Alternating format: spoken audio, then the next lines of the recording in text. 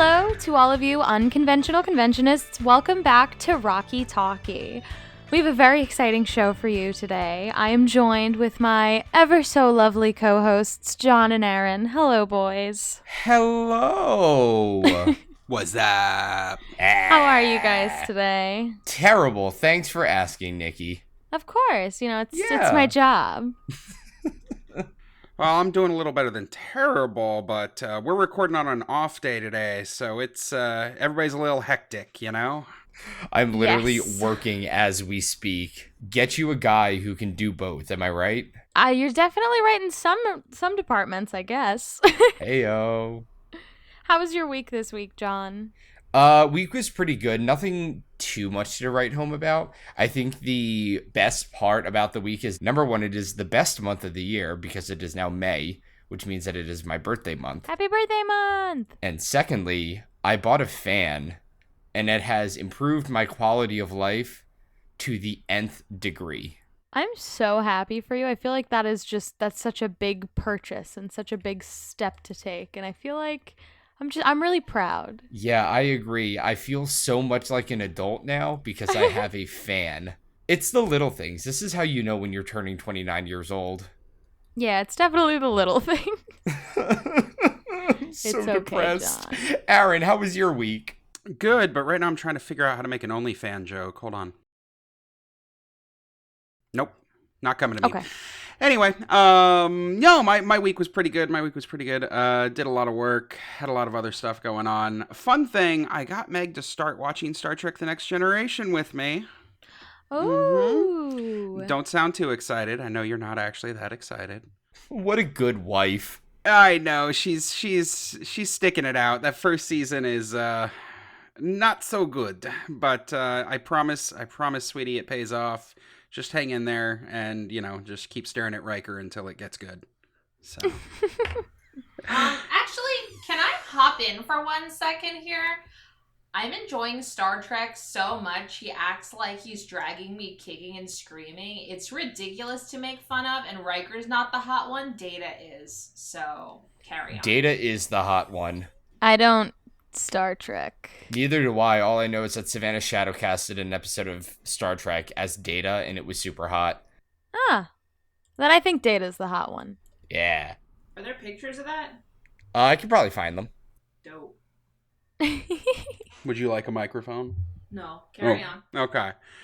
Yeah, no, that's it. That's all I really did. I mean, we just dropped a brand new Rocky Talkie Don't Dream It Buy It video this morning. So, you want to go watch me unbox some stupid shit. I'm pulling it up right now. I'm going to watch mid-recording. I'm so pumped. Oh, good. Let's try and do I really 19 am pumped, things. though. I think that those are so cute, and I think that you're like, it's just very nice to watch. I really like your little jokes, your little face. So cute. Well, put it up on the fridge. I'm gonna, definitely. It's been a good week for me. Thanks for asking, I've been keeping it real, if you were wondering. I know you guys are all the pressing questions out there. We have 2 back-to-back shows this week, which is weird because that doesn't happen because we're bi-weekly. But we're 1st, 3rd, and 5th of the month if there is a 5th Friday. So we have 2 back-to-back shows this week. And I'm very excited for that. I feel like I haven't had a weekly fix of Rocky Horror yet, and I'm super pumped about it. We're also doing a very cool little special. We're doing a Bring Your Vaccine Card, Get a Free Prop Bag special this week.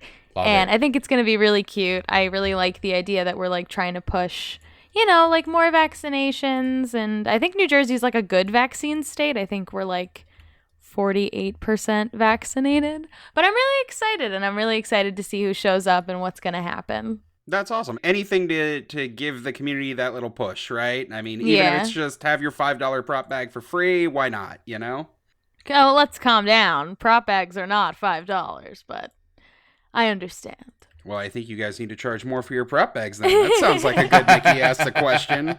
How much money is too much money to charge? No, that's not this week, though.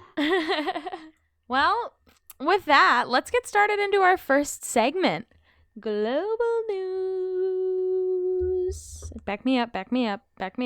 Don't tell me what to do. Shit, okay.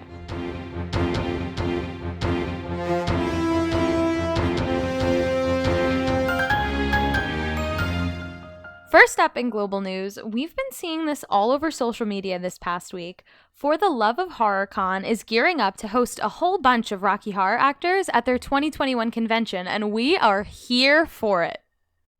For those of you who don't know, For the Love of Horror Con is the biggest and best horror UK fan convention. They're currently gearing up for their third terrifying year with tons of celebrity guests from the horror world, including Uncle Barry, Pat Quinn, Meatloaf, Nell Campbell, and Tim Motherfucking Curry, because his middle name is Motherfucking. True That fact. is right. Con attendees will have the opportunity to meet our faves, take pictures, get autographs, and probably even chat with them for a sec while you're getting your picture or your autograph. I mean, you've paid for the time. They can't stop you from trying to chat. The convention is still in the process of announcing its different panels and events, but I'd imagine that with so many Rocky Horror cast members around, they'll probably do some kind of panel, right? Who knows? But we'll definitely keep everybody updated as they roll out these announcements. This one sounds like it's going to be a really great time. If any of our listeners attend, we would love to hear about it. Tell us about the awesome time you had visiting with the actors so we can share your story on our show. For the Love of Horror Con will be taking place on October 16th and 17th in Manchester. If any of our UK listeners are interested in learning more or purchasing tickets, you can check out their website at fortheloveofhorroruk.com, and we've also got it linked in our show notes. And if that wasn't enough good news for our listeners across the pond, the 2021 UK Stage Show Tour has added another stop to its route. From Monday, July 26th, through Saturday, July 31st, the performance will be held at the Marlowe Theatre in Canterbury. Damn, they've got a lot of stops scheduled for that tour that we weren't even sure was going to happen. Like, how many is that now? 69. Oh, Nice. I didn't know that. If you want real facts, they're up to 33 stops already. The tour is slated to kick off in mid-July, and they've got dates booked through June of 2022. It is really impressive that they were able to figure it out so fast, considering Britain was still in lockdown just a few months ago. Good for you, UK Tour. And as always, if any of our fans plan to check out any of these shows, please let us know. We love getting to hear all about your adventures. And with that, let's move on to community news. Tell me what to do. I just really want to move on. I think we're ready. I think it's time. Bringing it back a little closer to home, we have some Staycation Con news.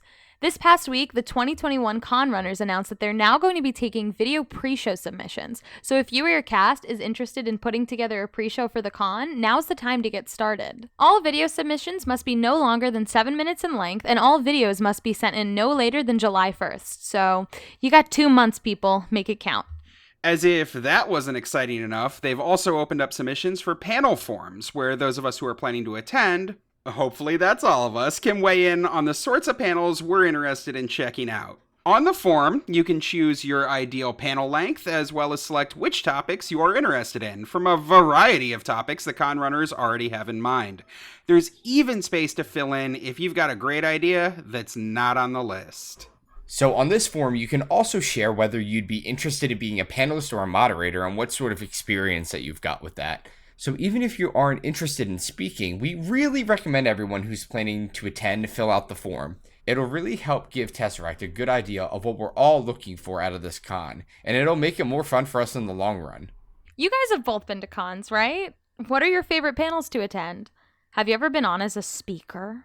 So I've never been on a panel as a speaker, but Savannah has. Savannah was part of a makeup and costuming panel at the most recent RKO. She was there for, obviously, their incredible makeup skills. It was absolutely fantastic. It was super fun, super engaging, super entertaining.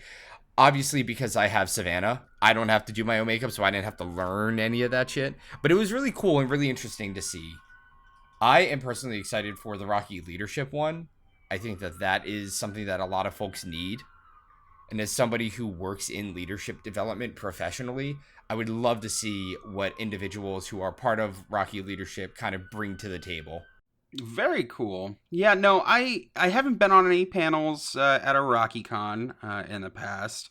I've certainly watched quite a few of them, although in the last couple of years, my favorite panel is the one that starts after about 1 p.m., because that's the only one that I'm going to get up for, because let's be real, This idea of having panels at 10 a.m., ain't nobody got time for that. I'm still hungover from the night before.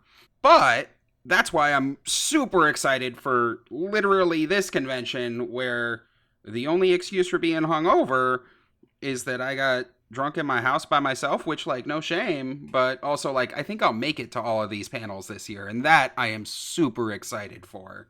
Particularly the panels that are shaping up to look to be talking about virtual shows. Also, there's a really interesting one on here, Rocky Horror fan theories. I am all about that one. Give me some good, like, conspiracy content. Nicki, what do you think? I'm absolutely here for the Shadowcasting Other Movies panel, simply because I'm just hoping that, someone hears it and there's just an echo in the distance of someone just whispering, "Do Reefer Madness and cast Nicki as Sally." I don't know who says it, but someone's gonna say it, and then they'll do it. And then I'll play Sally in Reefer Madness. It'll be great. It'll be beautiful. I will attend that one on one condition and one condition only, and that's if somebody talks about Shadowcasting Austin Powers and Goldmember. It's just a 3-hour discussion of the intricacies of casting The Room. Honestly, I'm here for that. Oh, so is everyone else. Hi, Mark. So, if you're interested in checking out these new forms, which we highly recommend, we've linked them for you in our show notes. Aaron. Mm-hmm. Nicki. Yeah. You know what I love? What? No. Big dicks. John, we all love big dicks. Well, I just wanted to share with you how big and rock hard my dick is on account of how many big dick storytime write-ins that we've received this week. Noted. We actually did get a lot, and we're so excited because we love getting to tell the whole community how big your dick is compared to everyone else's dicks. All right, so who's got the biggest dick this week? Well, our first listener with an enormous schlong is from Tori, Tesseract FBC RKO. They write, "Yo, hi Rocky Talkie fam. At Tesseract, we're in the process of moving all of our Rocky props, which has led us to finding some Tesseract treasure. While I was moving around our 20 plus bins of shit bags, I noticed a box for a slide projector in a box of rope. I'm kind of a sucker for anything analog, so the Kodak label really caught my eye. The slide carousel still had our old casting slides in it, which was wild to look through, but what I found underneath was even better. There, just chilling in the basement of the Dragon, stored in the original cardboard box, was a 35mm reel of Rocky Horror. I was screaming. I've been part of Tesseract for 10 years now and have been in that basement so much. I still can't believe it had just been sitting there for who knows how long. I reached out to our main man, Glenn, and this is all he had to say about the story behind the reel when I asked if we had the rest of the film. No, we don't have the rest. It was an extra reel that arrived once and the theater gave it to us. The reel starts right after Eddie dies with magenta in front of the bloody freezer. We posted pictures on our social media. We'll definitely hold on to the original box. It was addressed to a Karen, no joke, but we're going to get a proper container for it. The reel itself is in incredible condition, thankfully. So thanks a lot to that Karen who just handed off this incredible piece of media to us. You're the real MVP. Oh man, that is an absolutely fantastic find. Like, damn. I mean, with so many theaters going digital these days, right? Like, it's rare to find an actual 35mm copy of Rocky at your theater, let alone what just so happens to be an extra reel of Rocky at your theater that, I mean, for all intents and purposes, is now the cast, right? I mean, there's a lot of reasons, right, that you might end up with a single extra reel. Often when prints get broken or damaged, the theater would send out a single reel to replace if, like, it was so destroyed that you couldn't just do a splice. And a lot of the kind of artifacts that end up from that just end up hanging around. Or who knows, it may have even came from a set that moved on without its one key piece, and somewhere out there is a really short version of Rocky that's missing a big chunk of the plot. I think it's a really dope find. I haven't really seen a lot of cool Rocky memorabilia in my day. I've obviously seen a lot of buyable stuff, but never something so authentic, like an actual reel of the movie. So I remember seeing them post this on social media and I was like, oh my God, like that is so insane. And just to find it, like just going through shit and just happening upon it, I can't even imagine. There was this one time, actually, it was when I went to London for Meg and Aaron's wedding. Savannah and I were out thrifting. We actually went to Oxford for one of the days that we were there. And there was this little thrift shop, like right on the edge of Oxford, where we found this like absolutely gorgeous kimono, like Brad Major's kimono from the bedroom scenes and whatnot. Obviously, the stitching on the back is not accurate. It's not whatever the fuck is on the back there, but I don't really give a fuck because we found it fit us both perfectly. It had the same flared sleeves, the same exact color, like spitting image aside from the stitching on the back of it, and it was like 8 pounds. Damn. And we were like, don't give a fuck about the back. If we really, really, really feel some type of way, we'll have somebody edit it a little bit later on down the line. But it was an 8-pound kimono that was like super silky and it fits us perfectly and it was the same color. And we were like, we're getting it. Absolutely. Hands down. And I'm sure everyone who's listening here has heard of the Dr. Scott glasses that you can buy on Wish because you can't fucking buy them anywhere else without spending an arm and a leg. But they are currently on Wish for like $2. So both of those were really proud finds. And honestly, when I talk about the Brad robe that we found in Oxford, yeah, the back is inaccurate. But the memory of being able to find that while we were abroad completely supersedes any accuracy for me. Man, that was a good trip for kimonos, because I don't know if you know this, but Meg and I actually found in one of the thrift stores in London and picked up a Frank kimono, the black one that he wears right before floor show. Not quite perfect, but I mean, it's got the dragon and it looks, it's very nice. So I guess that was the commemorative collectible from that trip. Y'all heard it here, folks. If you need any kimono for any reason, all you gotta do is fly to London. Just a quick trip. And then it's only 8 pounds, so like, it pays for itself. Yeah. That's like 0.0014 of a Frank jacket. Did you just do that math? No. Oh. No, I didn't. She's been working on it since we started talking. Yeah. Yeah, that's fair. Tori, I gotta let you know, those 35mm prints, they do not come cheap. There's an impartial print, like literally missing reels, that's sitting up on eBay right now that they're asking like $1,000 for. I've seen these go recently for, anywhere between a couple $100 all the way up to a couple thousand, depending on the condition that they're in. There's a lot of collectors out there that love getting their hands on this kind of stuff. It's really difficult to preserve. I mean, you'll definitely want to look into the kinds of conditions that it needs to be stored in. I imagine that, sitting in a basement in a box for a few years hasn't been a great place given moisture and all that other stuff, but it isn't the worst. So yeah, take a look at it, see what it might be worth, and that's an awesome piece. It's such an awesome piece. I can just imagine, holding that thing up and pulling out, a couple of strands, looking at each frame by frame.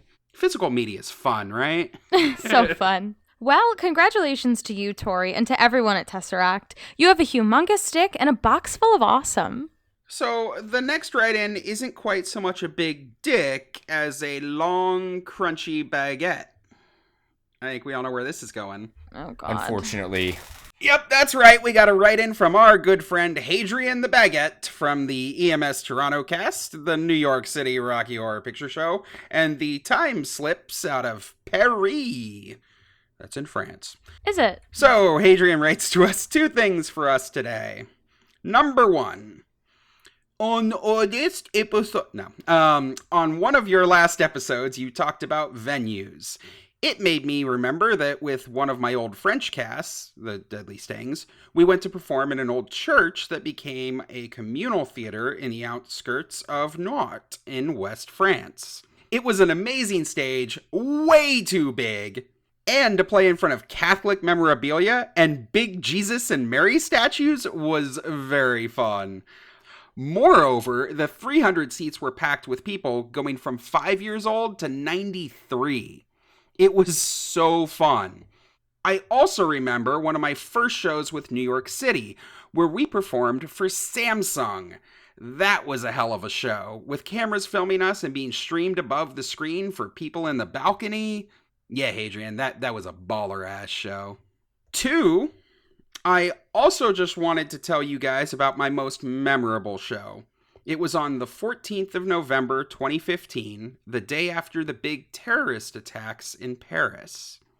we decided, 5 of us, to perform the show, even though all shows, concerts, and performances were forbidden to perform that day because some of the terrorists weren't caught yet. It was our way to commemorate the 130 people who died the day before in the Bataclan shooting, to not stop in the fear and continue laughing. Moreover, we knew that Rocky was something repulsive for ISIS, so it gave more power to our show that night. I had to play Brad and Janet at the same time, usually with a wig on my hand. It was amazing and beautiful. I've never been more scared and also felt so alive. Every time I had a moment off stage, I was running up to see if everything was okay on the street. In the end, everyone in the audience, there's about 20 people or so, and my castmates did a minute of silence, then hugged each other. I will never forget that day. Paris est une fête. Love you all. You are amazing. Aw. Well, we love you too, Hadrian. That is one awesome story followed by one big-ass downer. But I'm real glad that you guys made the best of it and, came together. That's a great story, man. That is an absolutely crazy experience. Yeah, I feel like Hadrian probably has the biggest dick in the Rocky community. It's really hard to top that, you know? I dare anybody to top that. Right? I mean, what bigger dick move is there than saying, you know what? Fuck you, ISIS. I'm going to go ahead and fuck myself on stage. That is exactly what Hadrian would have said too. And honestly, Aaron, I don't believe that you weren't there because that's probably exactly what that man said. You know, I think that Hadrian and I just are so tuned in, right? Even though he's currently not with us, he has gone to the Great White North. I still feel his presence. Hadrian, thank you so much for writing in all the way from France or Canada or French Canada, wherever the fuck you are. You certainly have one of the Frenchiest, crunchiest baguettes that I have ever seen. Guys, hold on. Who else has a Magnum Dong this week? It's Rowan. As much as it pains me to say it, Rowan, tell us of your Magnum Dong. So the write-in says, not a question, but have y'all seen this? Best thing ever. And then they linked to a YouTube video. Okay, so we're going to pause and we're going to watch this video that Rowan has sent us. It's about 2 minutes long. We have no idea what this is yet, but Meg does, and she's going to play a little bit here so all of you can experience this the same time as we do. Science fiction, Brad and Janet. Brad and Janet. Moon Betty. Brad. Betty Monroe. Ralph Hapshat. Janet. Ralph. Betty. Ralph. Janet. Janet. Janet. Janet. Betty Monroe. God damn it, Rowan. Janet.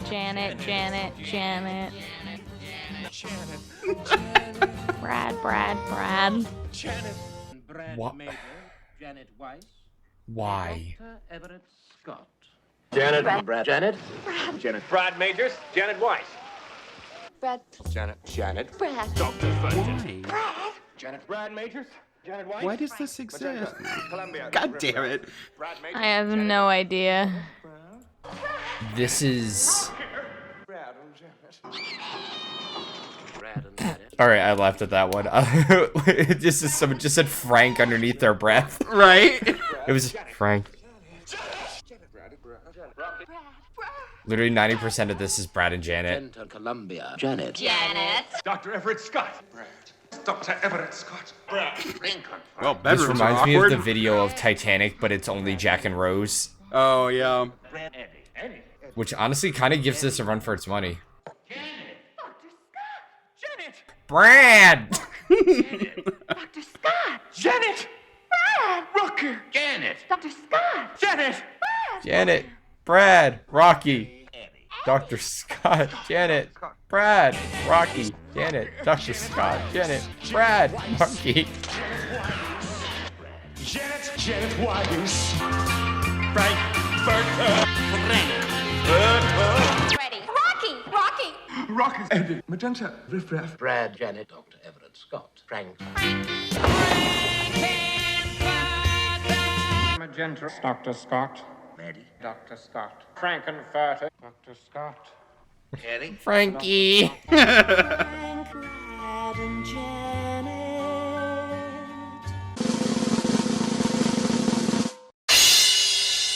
Even smiling makes my face ache. Oh shit, Brad and Jenna have the same number. That's interesting. Yeah, I didn't know that. Brad and Janet are both said 54 times.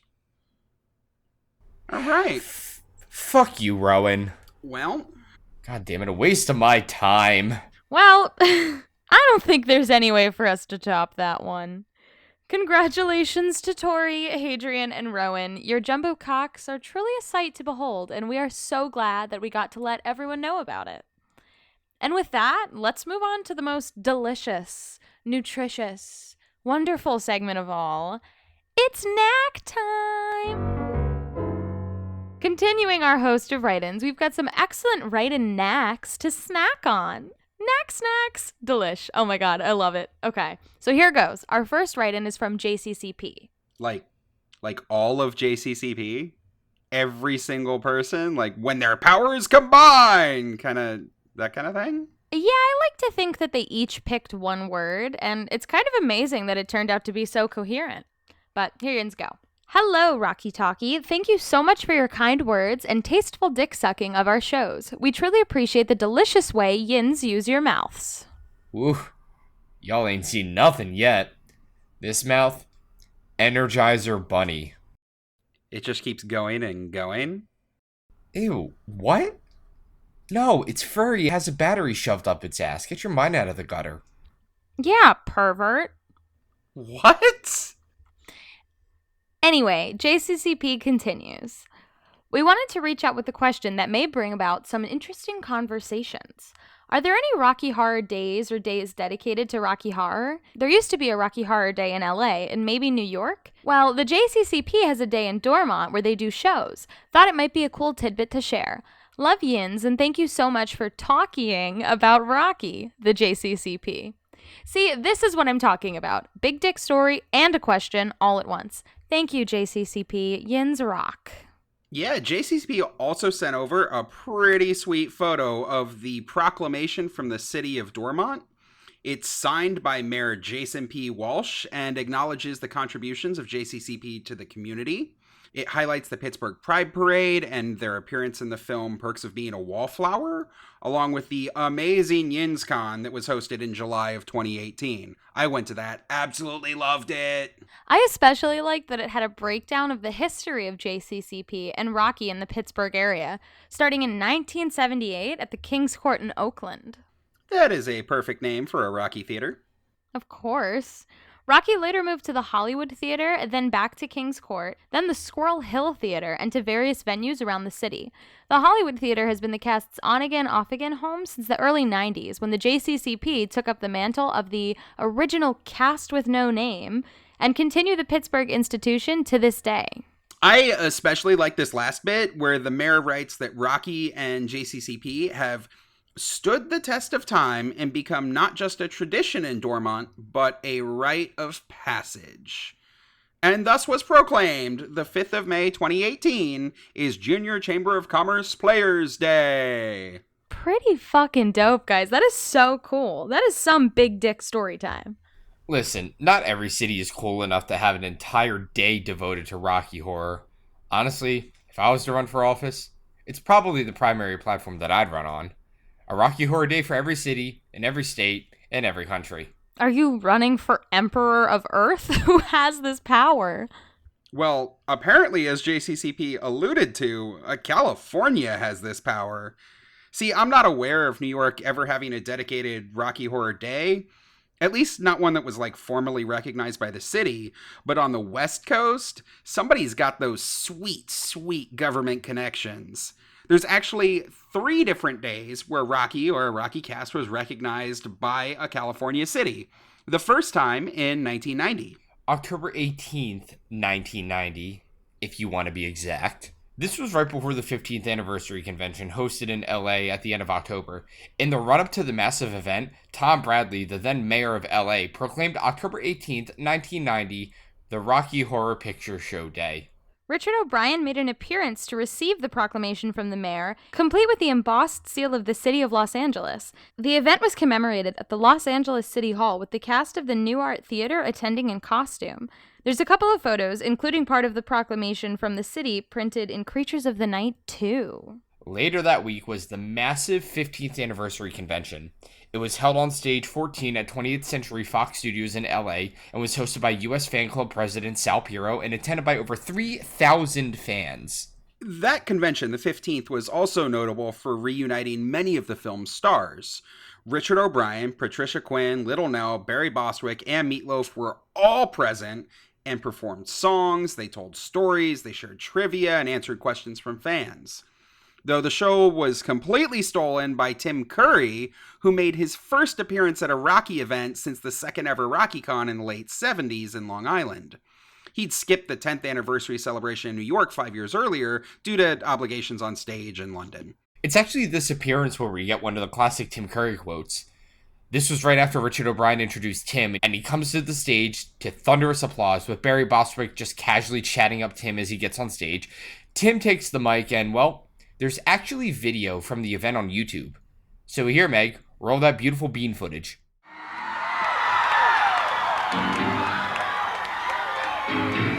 It's so comforting to know there are so many people in this world sicker than I am.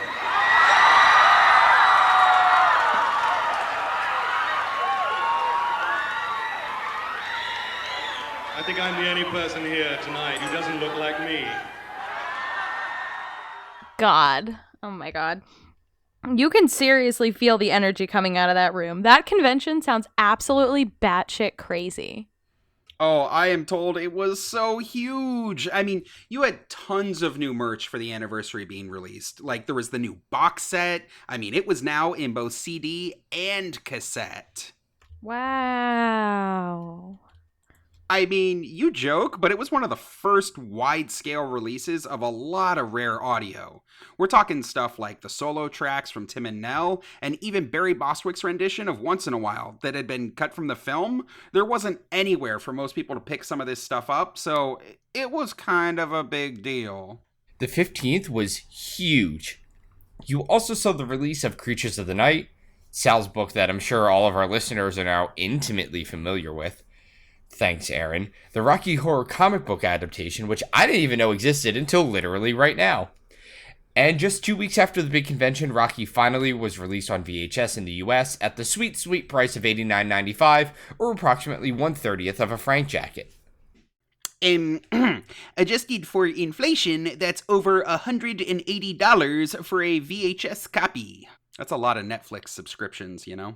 So anyway, that was Rocky Horror Day 1990. Pretty cool. But California was not done yet. 5 years later, on January 21st, 1995, the city of Long Beach, California, celebrated Midnight Insanity Day to commemorate the 7th anniversary of the Midnight Insanity cast. Midnight Insanity originated at the Balboa in Newport, California from 1988 until 1992, which is when I was born, when they moved to the Art Theater in Long Beach. They hosted the Age of Consent convention in 93. Get it? Just because Rocky Horror was 18. I was told there would be no math. And as part of the event, they raised money for the AIDS Project Los Angeles. Midnight Insanity was celebrated in January 95 by the city of Long Beach and Mayor Beverly O'Neill. Her proclamation appears in Creatures of the Night 2, the end of it which reads, "Whereas Midnight Insanity promotes a safe alternative to gangs and provides a place for young and old alike to congregate and release their inhibitions in a drug and alcohol-free environment. Now, therefore, I, Beverly O'Neill, Mayor of the City of Long Beach, do hereby commend Midnight Insanity on their 7th anniversary and wish them continued success in all of their future endeavors." Lame. Seriously. I know, right? I want to be part of a gang. No, I meant the... What? The Never mind. So, Midnight Insanity still exists, in one form or another, based out of the Art Theater in Long Beach. They've been on hiatus since last March, along with, well, you guys know at this point. So, there's one more. This one also based out of, you guessed it, California. Seriously? California, what is up with all these Rocky Horror Days? Is everyone in government secretly a bunch of Rocky Horror nerds out in California? Like, what's the deal? This one's a little more straightforward. To mark the 40th anniversary of the U.S. release of Rocky, on October 30th, 2015, Los Angeles celebrated yet another Rocky Horror Day. Yeah, this one's pretty cool. The day started at Los Angeles City Hall, where a proclamation was made. Tim Curry, in one of his few appearances shortly following his stroke, was the guest of honor, along with Lou Adler, in what looked like probably the cheapest suit he owned, and Sal Piro, who spoke as only Sal can. There were also costume members of Sins of the Flesh, the LA cast based out of the New Art Theater, I'm sure loving every minute of a TV appearance in the mid-afternoon sun in full costumes. Special parchments were presented by LA Council member Paul Kortz, commemorating 40 years of the historic release to Adler, Curry, and Sins cast leader Jason Satterfield. Later that afternoon at the UA Westwood Theater, the site of Rocky Horror's film premiere, a historic marker was dedicated. The building is now a dedicated local landmark, though it had been renamed to the Festival Theater and now sits vacant, planned to be reopened as a bouldering gym in 2021. Sal gave a little history while both Lou Adler and Tim Curry thanked the fans for their year of devotion, Tim taking special effort to shake hands with and greet fans at the event. Following the dedication, Sins of the Flesh performed at a nearby screening of Rocky, attended by Lou Adler and Sal. And the next night, Tim Curry served as the honorary mayor of West Hollywood at the annual West Hollywood Halloween Carnival, where an estimated 500,000 people came to celebrate Halloween. A special stage was set up where Curry appeared as a special guest to a performance by an array of costumed Dr. Frankenfurters, plus other special performers provided by Sins of the Flesh. So, there you go. Those are a couple of Rocky Horror Days that, I'm aware of. There's obviously a ton of other special events, anniversaries, dedications, and so on that go on nearly every year, but these are the couple I know where a city officially designated a Rocky Horror Day. California, man. And Pennsylvania.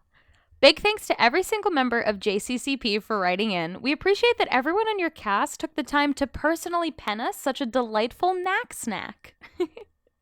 But we're not done yet. We've got one more final write-in, and this one is a little closer to home. More like a lot closer to home. John, you want to read this tasty morsel? Name. Lovely party. Who was the first Shadowcast in New Jersey?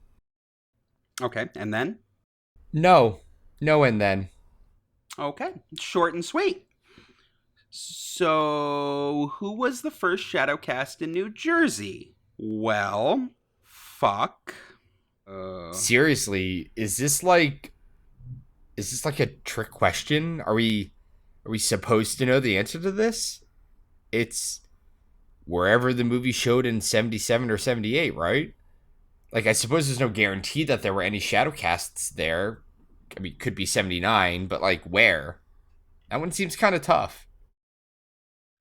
I don't know what you're talking about, guys. We've just got to do some research, hunker down, make some calls, hit the books, pump some informants, investigate leads, burn the midnight oil, grab those bootstraps. Listen, unfortunately, Nicki, outside of New York and parts of the California scene, a lot of the Rocky community isn't well documented. I'm sure there's dozens of folks out there that could answer this, but none of them have written it down, so... Oh, I can just ask some people. No problem. Yeah, you've got sources from Jersey Rocky in the late 70s. Was your mom even alive in the 70s? First of all, fuck you. Second of all, no. Third of all...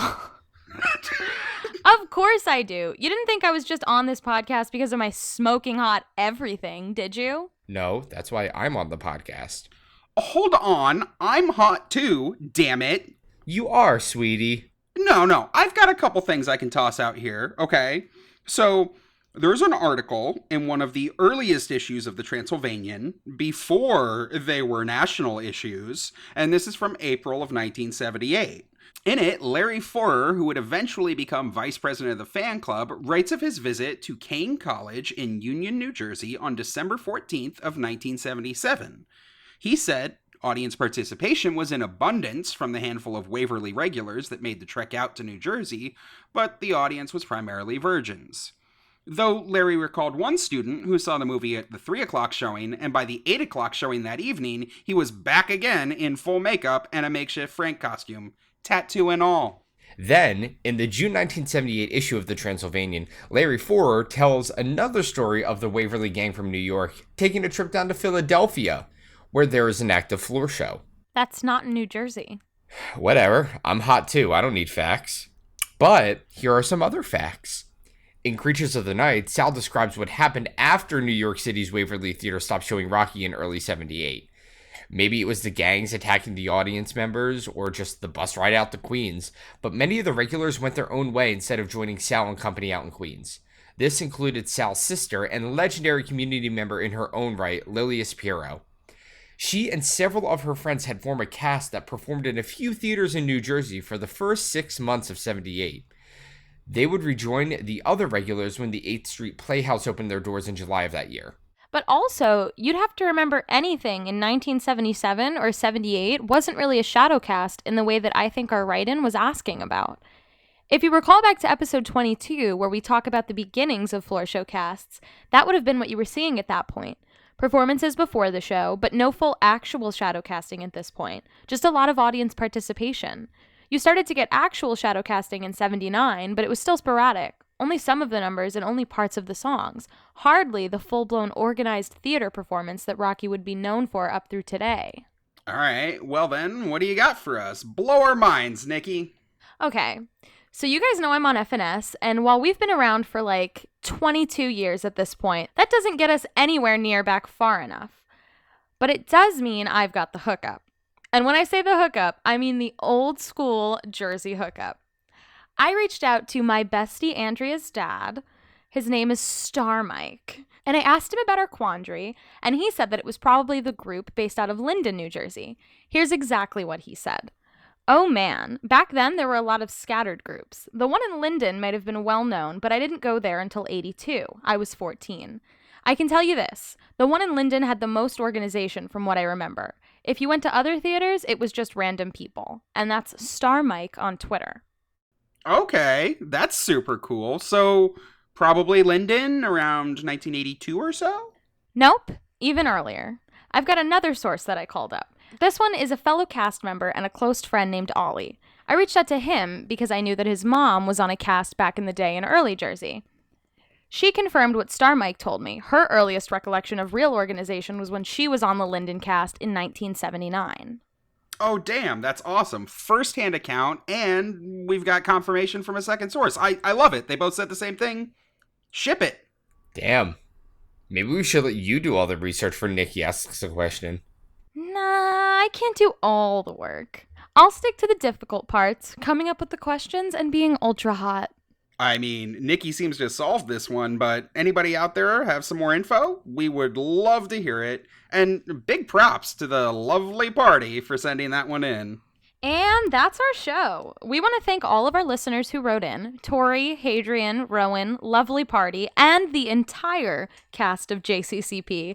We love getting to answer your questions and hear all of your wonderful stories, and we can't thank you enough for sharing. Please keep them coming.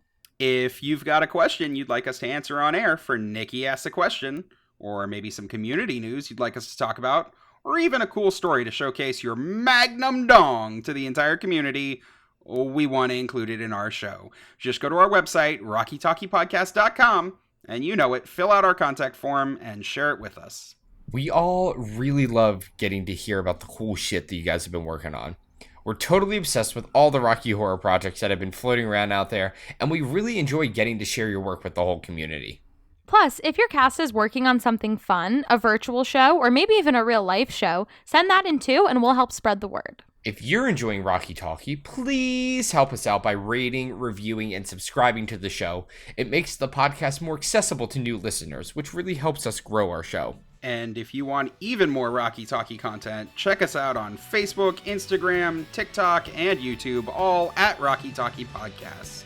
We'll talk to you next week. No, Peace. I See won't. ya. Yes, you will. Oh. You will. Yeah.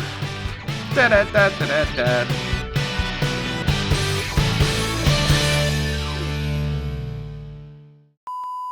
Can weigh in on the sorts of panels we're interested in checking out. On the forum, you can choose your ideal panel length, as well as select which topics you're interested in from a variety of.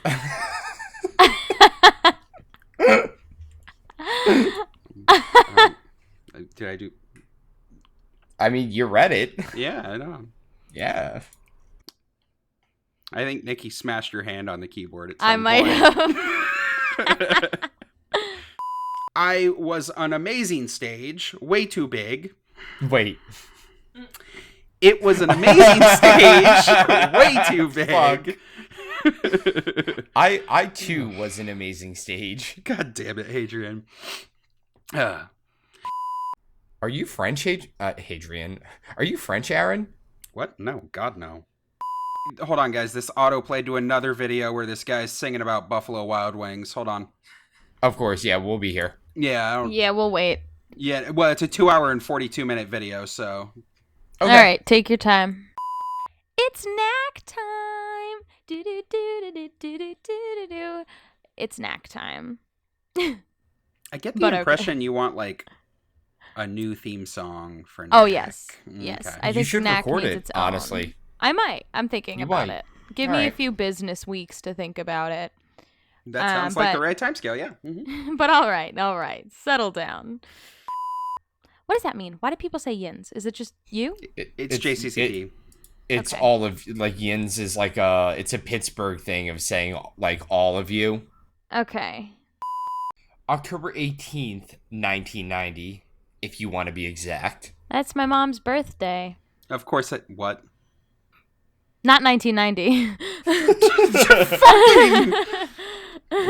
What? Abandoned ship, guy. What is Richard O'Brien wearing? What is Richard O'Brien wearing literally ever? I guess, but like, I don't know. Like, he looks like fucking General McDoon. He's not a general. He didn't earn that title. I'm sorry. So in it, Larry Forer. God damn, I can't pronounce his name. Forer. I don't know, man. Wieners.